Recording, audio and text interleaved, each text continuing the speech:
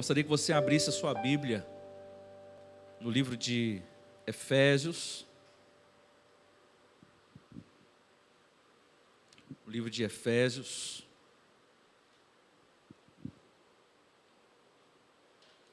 Capítulo 2.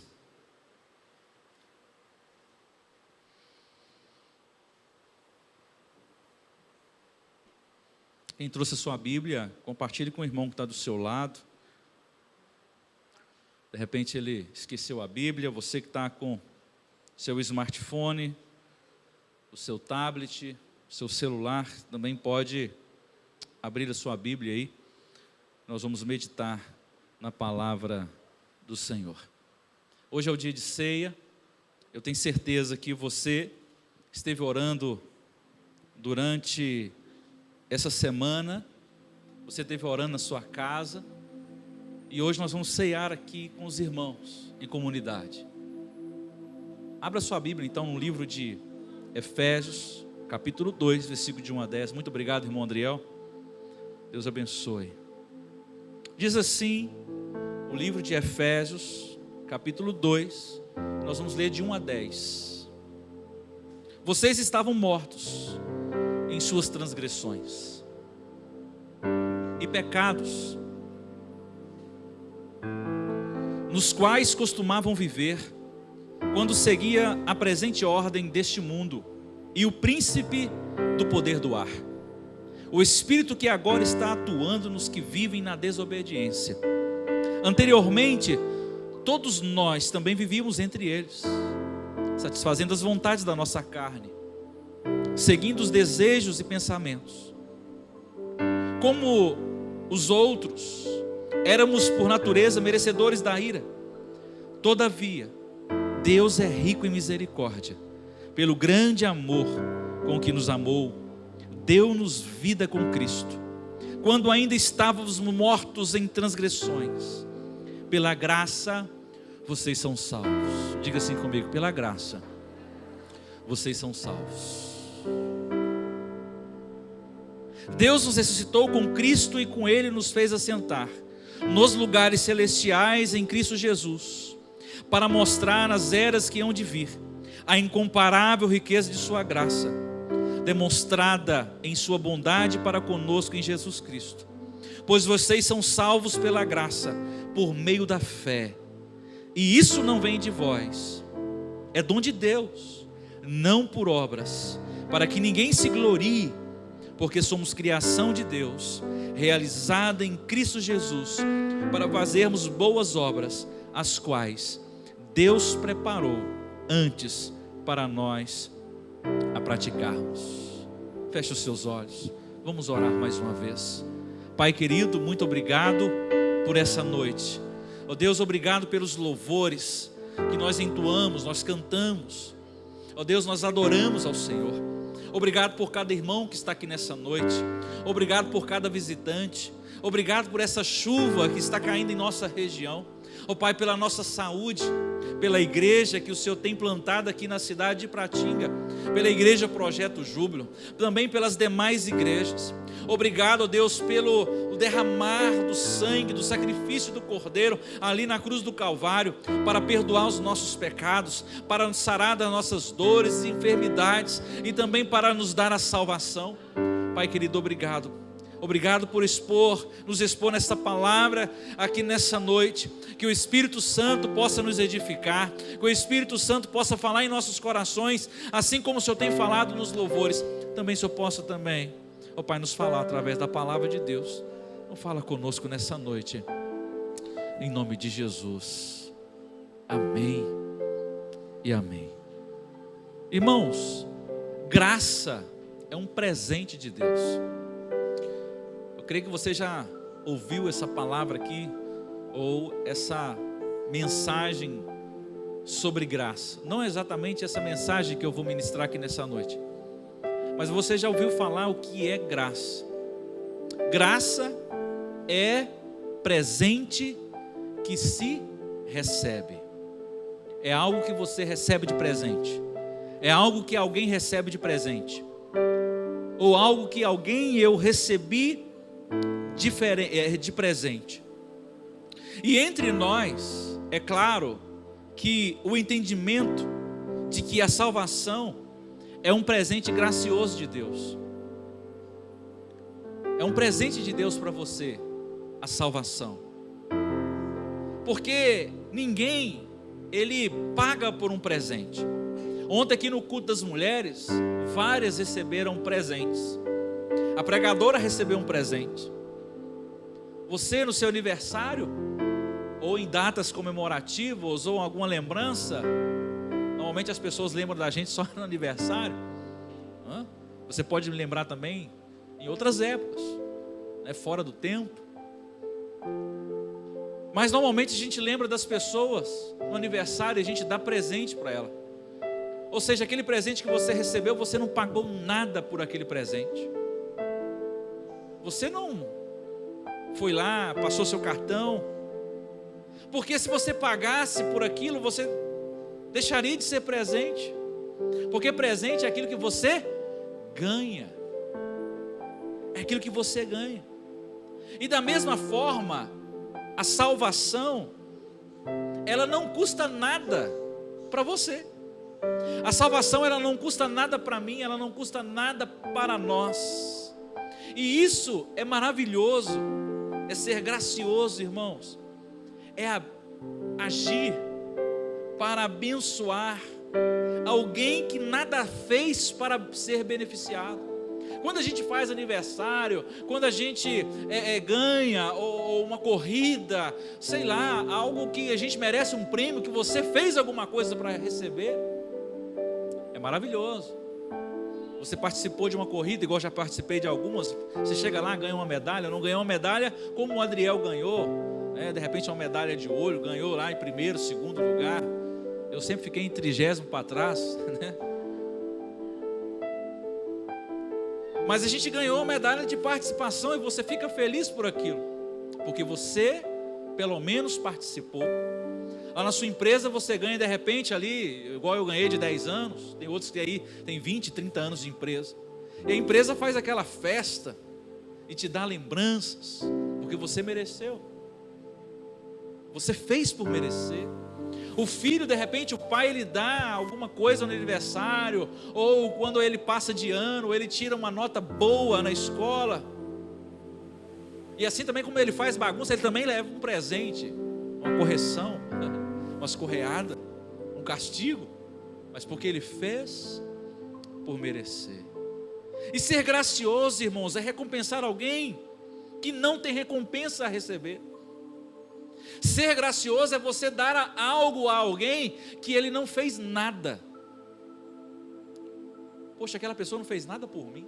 Irmãos, ninguém sai dando algo para alguém que ele não fez nada. Você não chega para uma pessoa na rua que você não conhece e dá alguma coisa para ela que, olha, eu vou te dar um iPhone. Não é qualquer iPhone, eu vou te dar um iPhone 12, porque você merece. A pessoa vai ficar assustada. Como assim eu mereço? Eu nem te conheço. Mas por alguém que você conhece, alguém que você ama, você daria até mais do que isso. Porque a pessoa merece.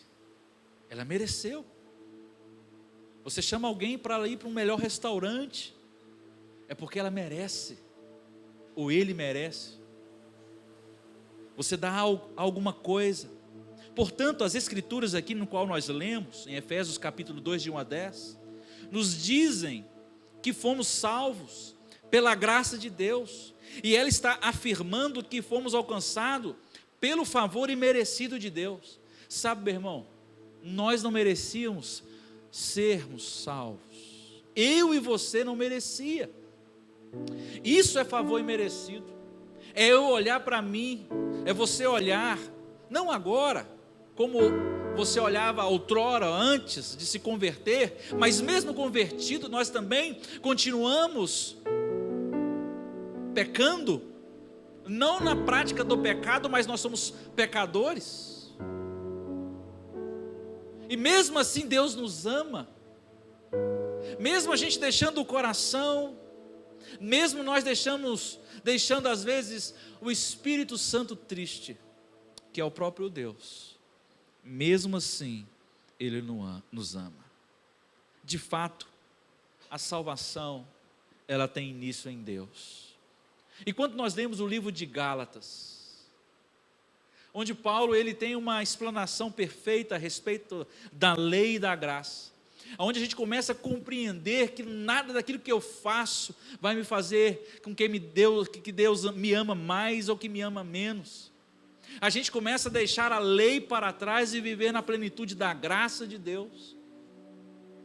Eu não sei se você tem entendimento sobre isso, da graça de Deus. Porque tem gente, irmãos, que acha que a espiritualidade dele é tanta, que ele fica tentando o ano todo, ou a semana toda, jejuando o ano todo, com esforço próprio, não jejuando porque ele já foi salvo, porque a graça de Deus já alcançou, mas querendo um favor imerecido de Deus, que já foi otorgado para cada um de nós. Aí a gente fica naquele vício, tentando com os nossos esforços, receber a graça de Deus, no qual já foi colocada para você. Você já parou para pensar?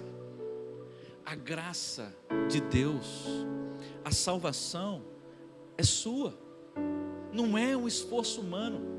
O apóstolo Paulo fala que não é pelas obras, porque se for pelas obras, é perigoso, porque você vai começar a gloriar-se.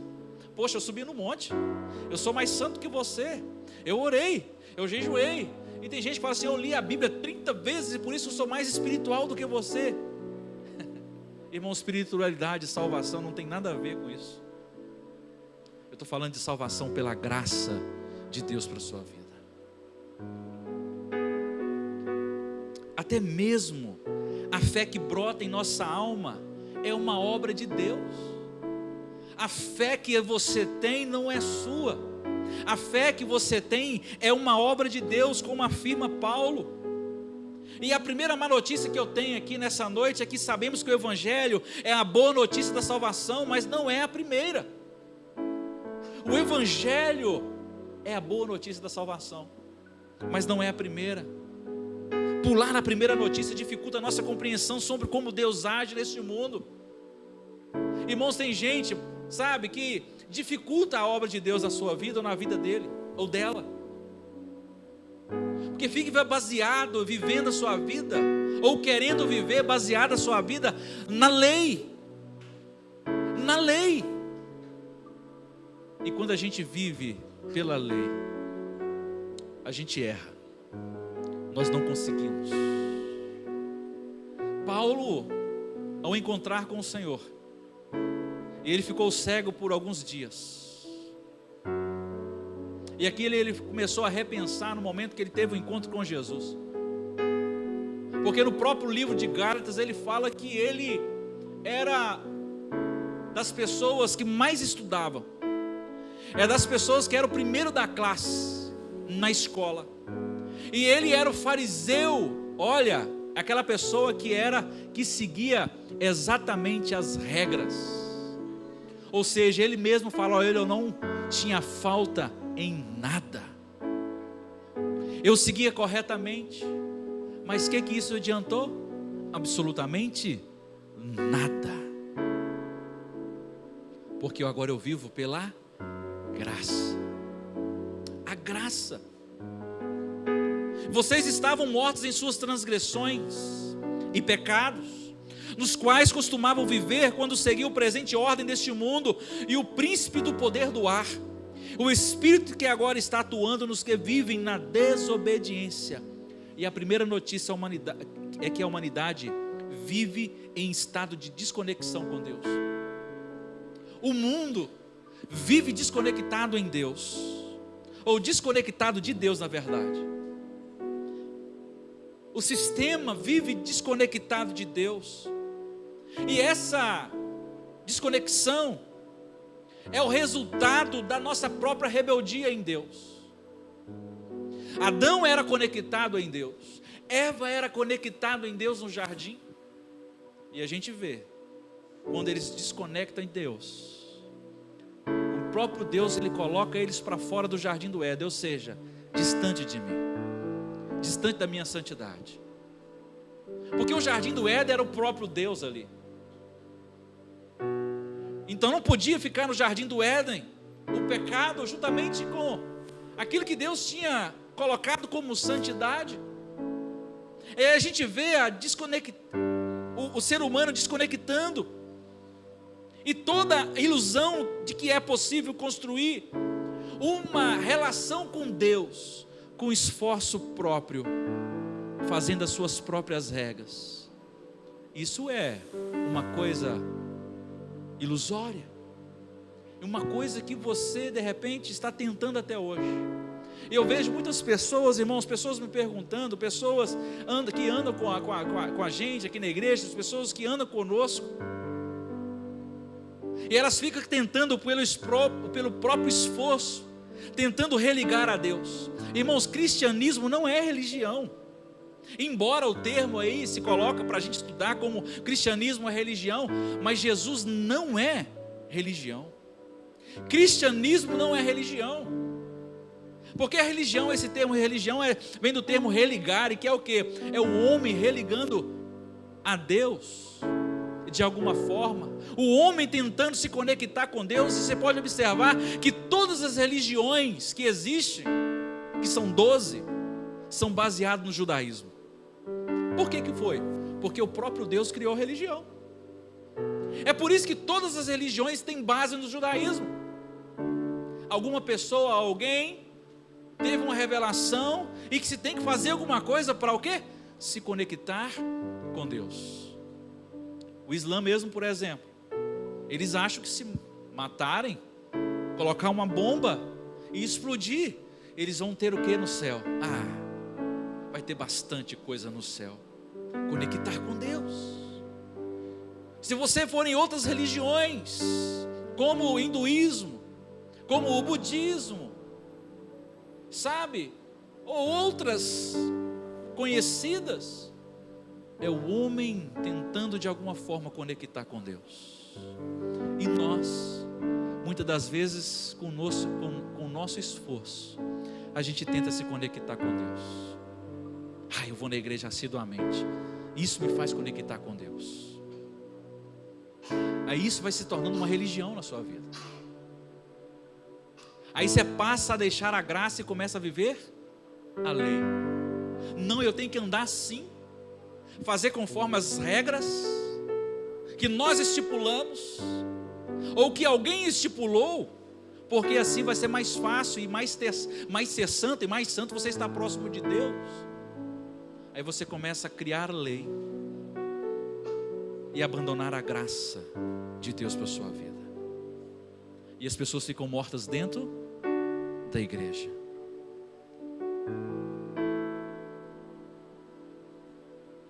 E a Bíblia diz que isso se chama pecado. Quando você começa a querer agradar a Deus com seus próprios esforços.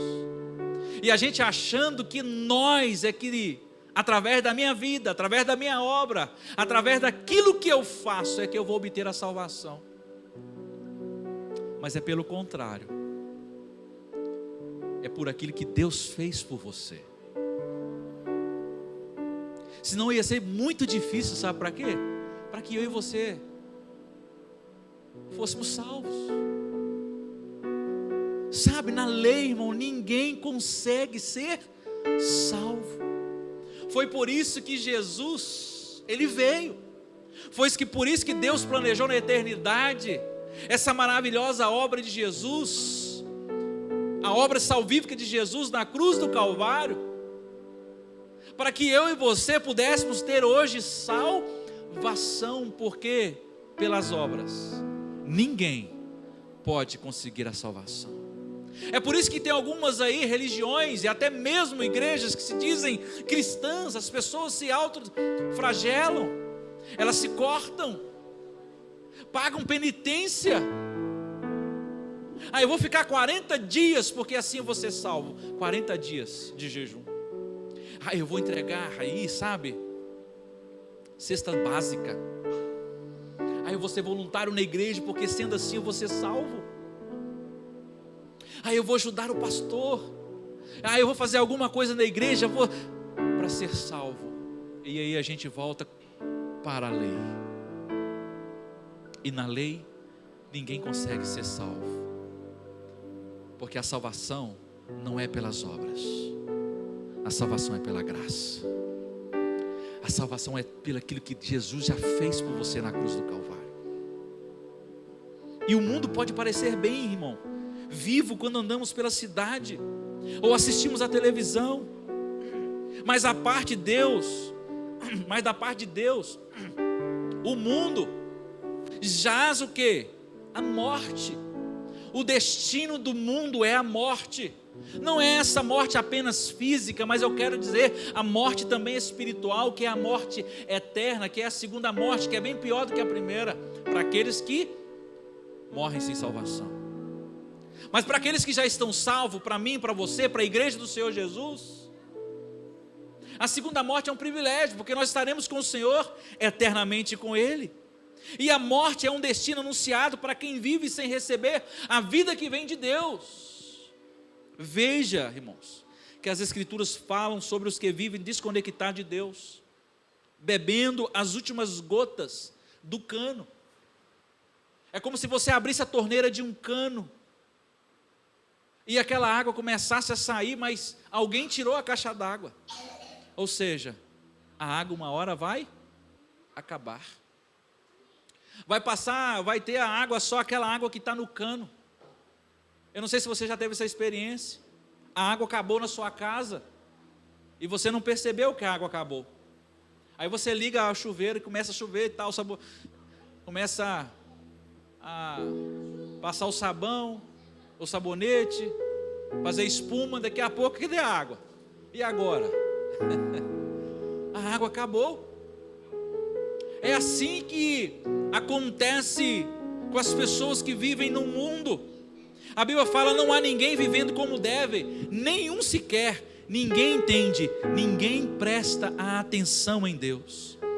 Todos eles erram o caminho, todos estão vagueando sem rumo, ninguém está vivendo de maneira correta, e não creio que há quem consiga. A Bíblia fala isso. Todos caminhando sem direção, eles estão ignorando a Deus. O mundo ignora a Deus, as pessoas ignoram a Deus, porque as coisas do mundo, o Deus desse século, tem cegado as suas mentes, o seu entendimento. Irmãos, eu não estou falando enxerga a visão, não. Eu não estou falando que está atrapalhando a visão, dando cegueira na visão, não, nos olhos, mas no entendimento. Irmãos, tem pessoas, cientistas, que são inteligentíssimos, que estudam aí através a ciência, os astros, os universos, mas as coisas espirituais eles ignoram. E o que a Bíblia fala sobre isso? Cegueira no entendimento, cegando os seus entendimentos. Agora a boa notícia é que, como lidar com alguém que desconfia de você? Como lidar com uma pessoa que não deseja a sua companhia? Como lidar com alguém que despreza os seus conselhos? Como lidar com alguém que você dá conselhos e ele vira as costas e vai viver a vida do próprio jeito? Como lidar com essa pessoa? Se você for igual a mim, com essa natureza talvez pecaminosa que ainda existe em nós, a gente começa a ignorar essas pessoas. Eu aconselhei uma vez, aconselhei duas, mas ele não me ouve. Essa pessoa desconfia de mim, ela fala mal de mim, ela despreza os meus conselhos. Você começa o quê? A ignorar. Você começa a abandonar. Você não quer conviver com essa pessoa, porque tem sido a forma como a humanidade ela tem tratado a Deus.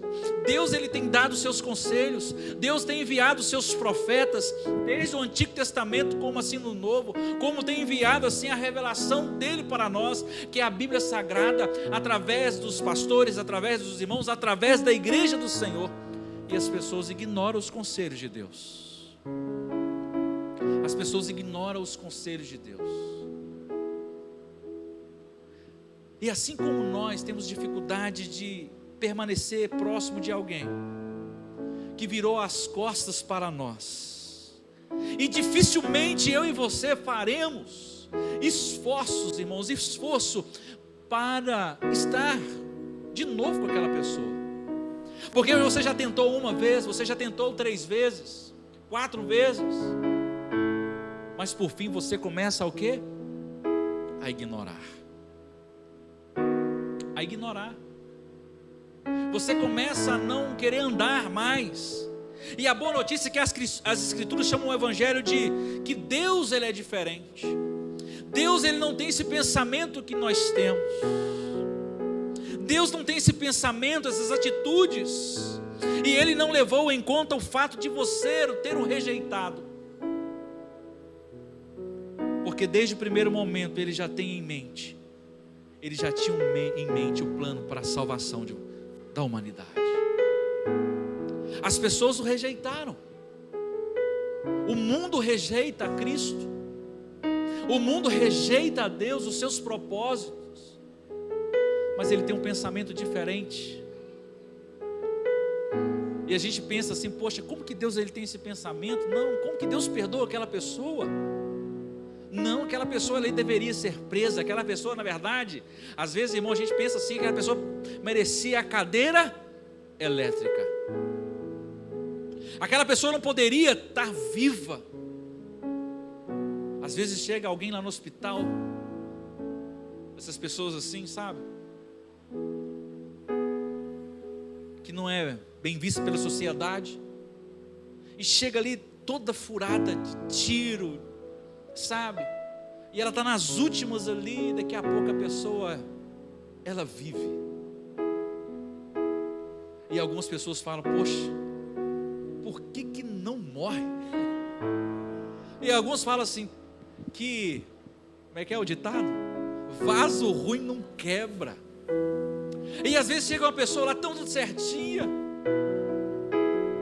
cheia de Deus, acontece alguma coisa simples, e Deus leva para ela. Aí você fala assim, Deus não é justo. Deus não é justo. E a gente quer ver o mal para aquela pessoa. Essa é a nossa natureza, que foi deturpada pelo maligno. Mas Deus olha para aquela pessoa e fala assim, olha, aonde superabundou o pecado, superabundou a graça de Deus. Aonde superabundou o pecado, superabundou, ou melhor, aonde abundou o pecado, superabundou a graça de Deus. É por isso que eu amo esse Deus.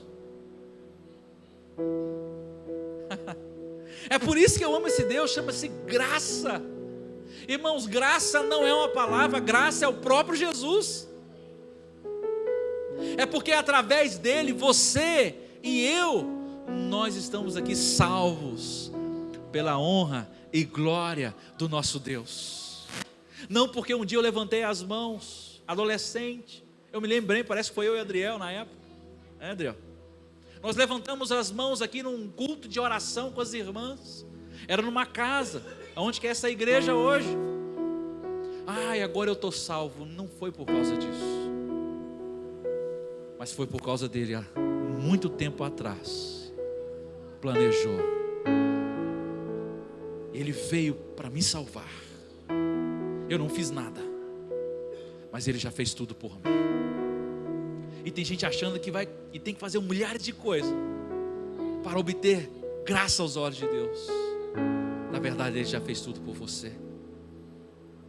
Irmãos, Deus nos ressuscitou com Cristo e com Ele nos fez assentar nos lugares celestiais em Cristo Jesus, para mostrar nas eras que hão de vir a incomparável riqueza da sua graça, demonstrada em sua bondade para conosco em Jesus Cristo. Efésios capítulo 2, versículo 4 a 7. Ainda que Deus tivesse todas as razões, irmãos, para nos deixar no caminho da morte, Ele não te abandonou. Que razões? Olha para você hoje, ou para outrora, antes de você se converter, que razões que Ele tinha para deixar você lá? Que razões que Ele tinha para deixar as pessoas morrerem? Pastor, aquilo ali não tem solução mais. Eu vou deixar essas pessoas para morrer. Eu não vou fazer nada por elas. Que razões ele tinha? Mas ele não me abandonou, aleluia. Ele não te abandona. E a Bíblia fala, irmão, que ele não te abandona e nunca vai te abandonar. Fala assim comigo: ele nunca vai me abandonar. Está fraco, repita comigo: ele nunca. Mas como você pode afirmar isso, pastor Wellington? Quando você ler ou se lembra da história do filho pródigo. Tinha todas as razões para o pai, irmãos, deixar aquele filho para lá. Mas não, ele cuidou de um quê? De uma ovelha, ele cuidou de um animal, até o filho dele voltar. Pegou um cordeiro e falou assim: eu vou cuidar, eu vou engordar. E falou para ela, de repente ele conversou naquele tempo, né? Você vai ser minha ovelha, você vai ser o meu animal que eu vou engordar, para quando o meu filho voltar, nós vamos fazer um banquete e você vai servir a mesa, a festa. É assim que Deus faz por você, meu irmão. Muda essa mente de um Deus carrasco, um Deus que vai te destruir. Ele te ama, amém?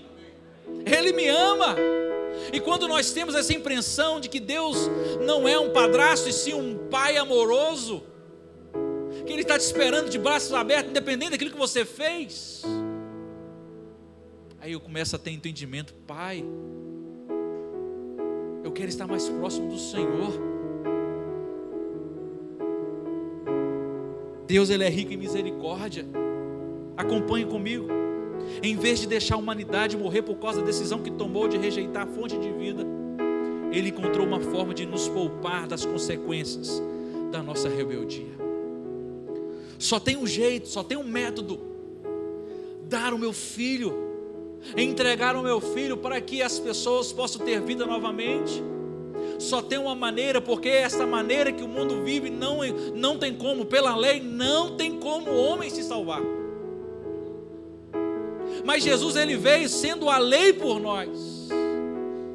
Ele cumpriu a lei por nós, para que eu e você pudéssemos ter vida. Jesus é misericordioso. Jesus é rico em graça. E a graça de Deus é invisível na forma bondosa que Ele nos tratou. E nós que viramos as costas para Ele, somos nós que rejeitamos a Ele. É o mundo que rejeita o Pai, mas Deus providenciou um meio eficaz de reconciliar com Ele. E só existe um meio, só existe um caminho, só existe uma forma: é através de Jesus. Eu não sei a forma que você tem tentado encontrar com Deus. Não existe outra forma. Só existe com Jesus. E Ele está aqui hoje. Ele está com você. Irmão, não tem outro meio, método. Se alguém está ensinando para você outro método de encontrar com Deus, faz isso, faz aquilo outro, não existe. Só existe um método, um caminho: é Jesus. Porque Ele mesmo fala: vinde a mim, todos vós que estáis cansados. Você está cansado? Vinde a Jesus. Os cansados, os oprimidos, Deus está te esperando. Deus também, Ele tem um grande amor, e o seu amor é anunciado por todas as Escrituras. E o texto base, o texto central de toda a Bíblia é em João 3,16. E foi esse amor com que Ele nos criou, irmãos, a sua imagem e semelhança. Deus, Ele nos criou, Ele nos amou, e por isso Ele nos fez iguaizinhos a Ele. Você é igual a Deus. Você é igual a Deus.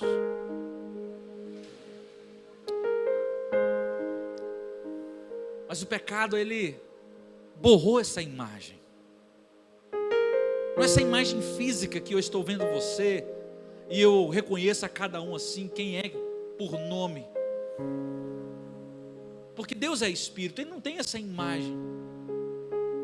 mas aquilo que você é, o seu caráter, o seu amor, aquilo que você nasce dentro de você, que foi deturpado pelo pecado, que a gente luta todo dia querendo fazer o bem, querendo falar bem, ter os pensamentos bons, mas vira e mexe os pensamentos maus vêm na nossa mente, e a gente acaba falando coisas desnecessárias, coisas que não agradam a Deus e nem agrada o próximo. A gente fica triste,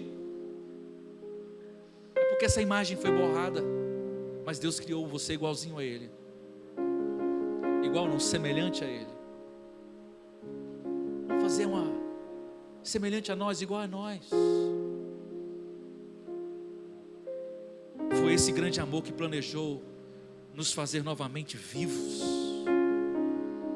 e por amor a Ele continua nos convidando a confiar que seremos ressuscitados pela vida eterna, e nós estaremos com Cristo em tudo que está planejado para a eternidade. Nós estaremos com Ele.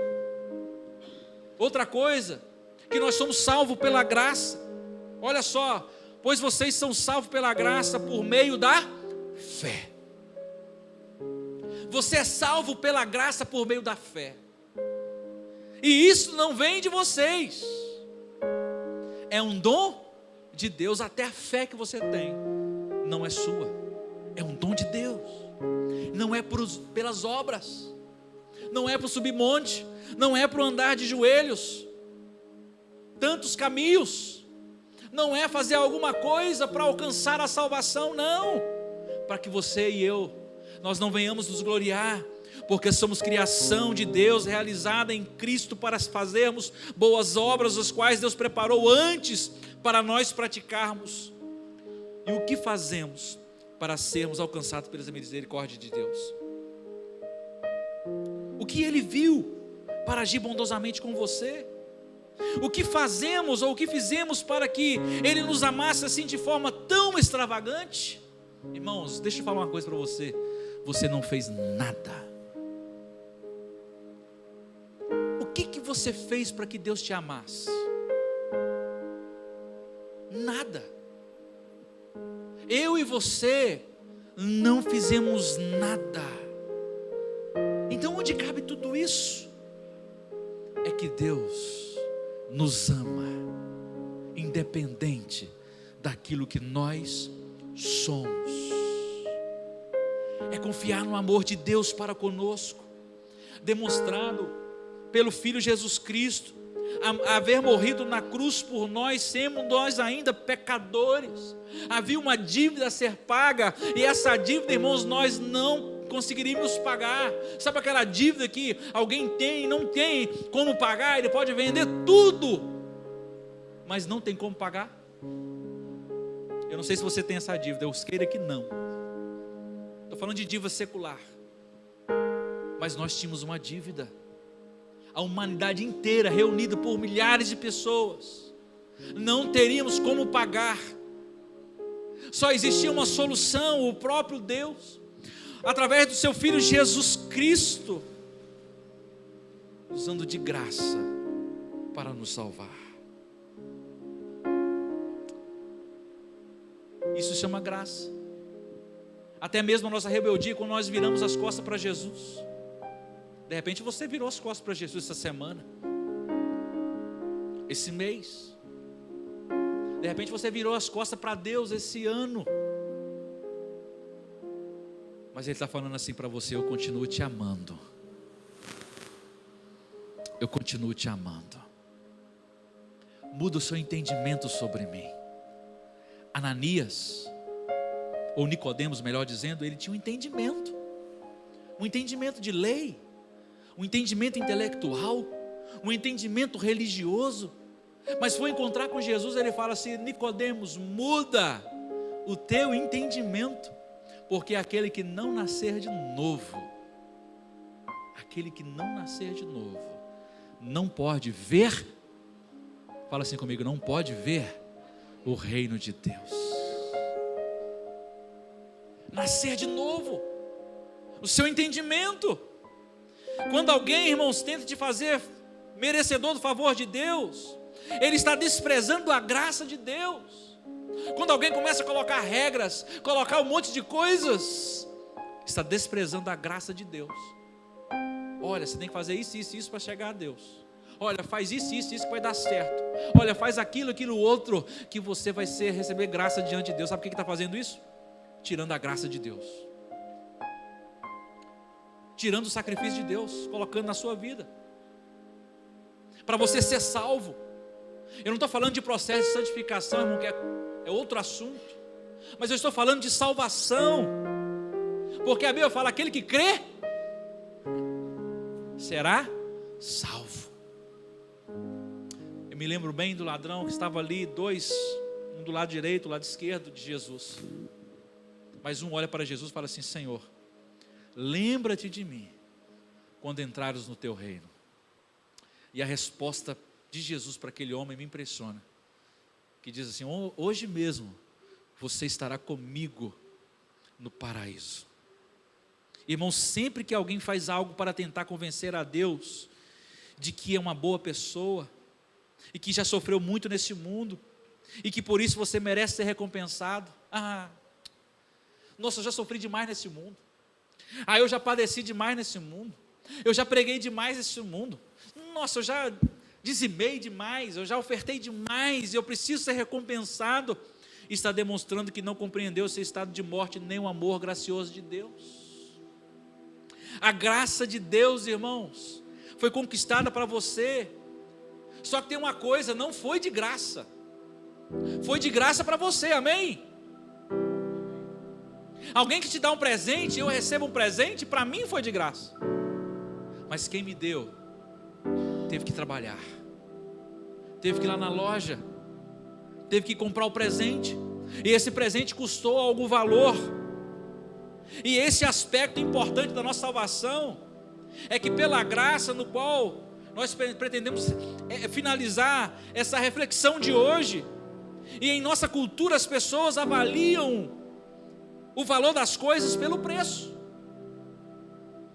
Nossa, Ralph Lauren, essa camisa aqui é top.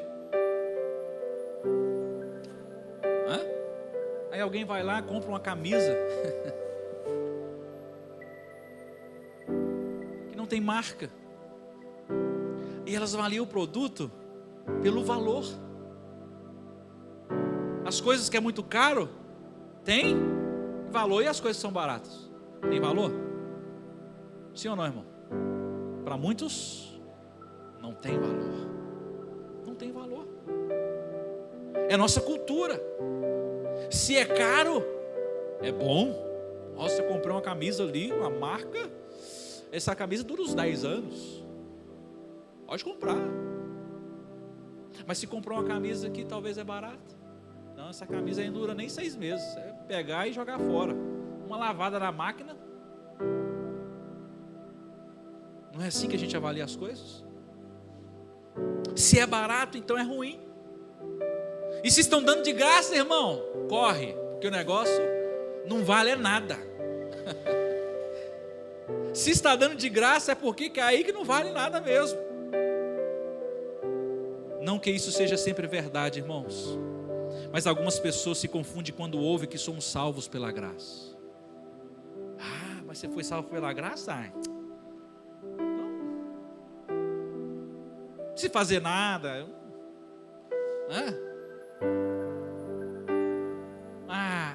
Já fez tudo por mim na cruz do Calvário?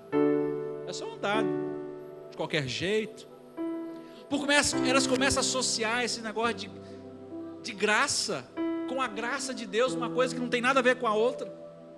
E elas começam imediatamente a pensar: é de graça. E alguns até desprezam a salvação, porque é de graça. Ou seja, você não fez nada, é de graça, e começa a desprezar. Aí vai se dando conta de que foram enganados pelo sentido das palavras. Foi pela graça sim, meus queridos, mas não foi de graça. Teve um preço, um alto preço. Quando Jesus na ceia, na última ceia com os discípulos, Ele falou sobre algumas coisas, do beber do sangue, comer do pão, que representava o corpo, o sangue de Cristo. E esse momento que nós estamos passando aqui, nós vamos passar agora. Já até convido os diáconos para se aproximarem. Moacir, para me ajudar, fazendo favor. É que teve um preço a pagar. A salvação, ela é de graça, mas ela teve um preço, alguém pagou. Mas não pagou, irmãos, com centavos. A Bíblia fala, foi com alto preço. E foi qualquer preço, irmãos? Um preço de cruz, de morte. Custou muito caro. Meu irmão, você imagina só o preço de Jesus deixar a sua glória para vir suportar as dores, ser como um de nós e morrer no nosso lugar. A vida, irmão, é uma jornada que deve ser aprendida com uma profunda consciência em Deus. Deus, Ele pagou o seu sangue ali com o seu sangue sagrado, o sangue sagrado de Cristo, e como presentes, embora não custe nada para quem os receba, Ele certamente custa algo para quem os dá.